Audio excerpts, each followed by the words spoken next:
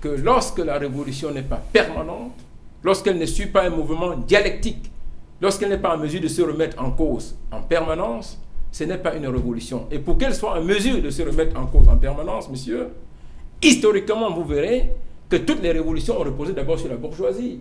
Mais ce n'est pas la bourgeoisie entendue au sens d'une classe possédante qui s'approprie l'ensemble des moyens de production, l'ensemble de la masse financière, l'ensemble des moyens de l'État ou de l'État parti. Non, c'est la bourgeoisie entendue comme une élite issue de la paysannerie.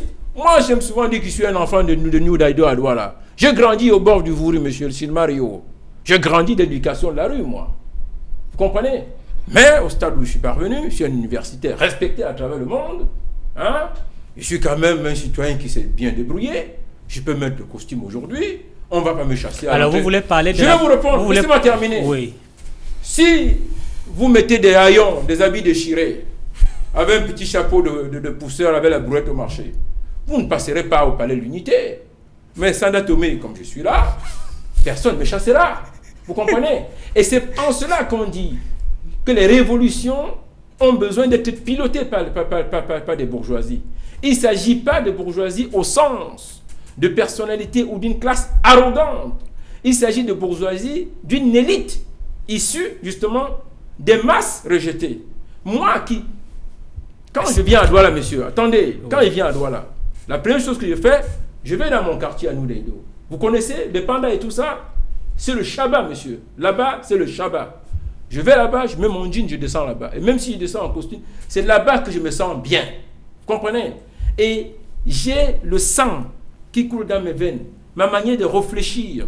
Je peux me déshabiller à tout moment, n'importe où pour commencer à lutter. Est-ce que cette bourgeoisie que vous décrivez en train de se construire ou existe fondamentalement? En fait, mais non, attendez, je vais vous dire, je vais vous surprendre, elle existe, même dans ce qu'on appelle les grands corps de l'État.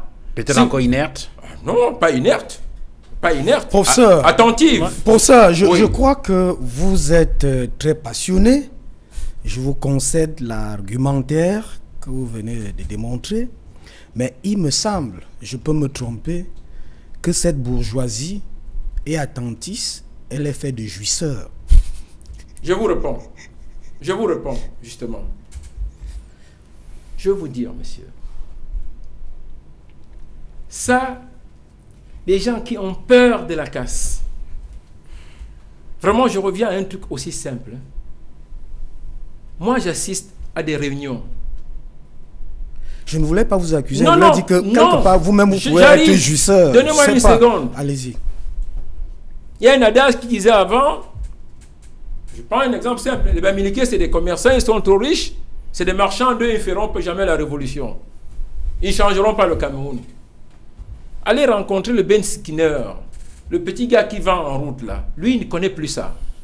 C'est très important. Ensuite, monsieur, quand moi je vous dis, il faut réfléchir là-dessus, monsieur. Quand je suis à Douala, je me sens bien quand je suis chez moi à Bepanda, à New Daido, dans le peuple, monsieur. Ceux-là ne sont pas attentistes.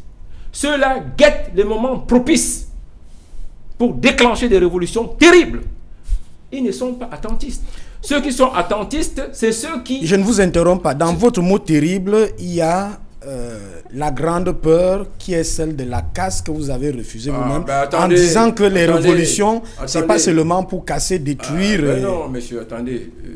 Je suis un pacifiste institutionnaliste, c'est-à-dire, je suis un pacifiste tant que, en réalité, on vit dans un contexte de justice. Tant que ce n'est pas un contexte de justice, je deviens un casseur.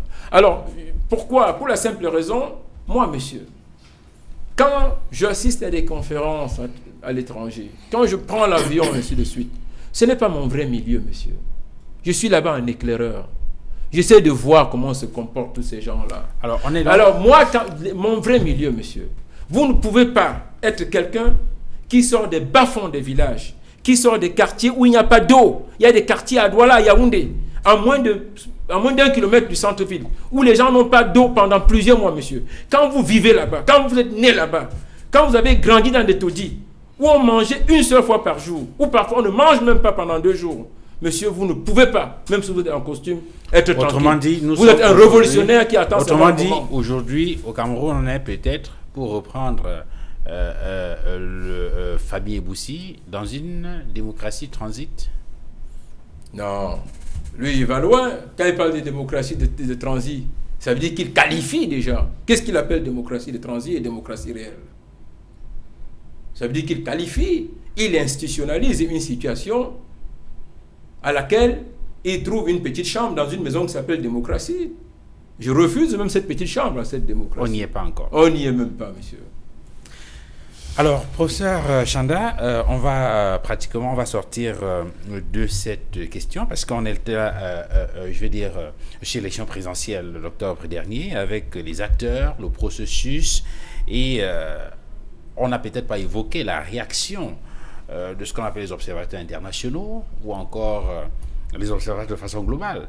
Ce sont des personnalités ou des organisations qui ont validé, ont donné un quitus à cette élection. Votre réaction par rapport à cela, est-ce que cela n'a pas un tout petit peu légitimé effectivement cette élection-là? D'abord, je voudrais vous dire avec... j'ai deux réponses. La première, c'est celle du technicien, du spécialiste des affaires internationales, politologue. La deuxième, c'est celle d'un citoyen brut. La première, monsieur, le monde est organisé sur la base des intérêts. Ces intérêts mettent en exergue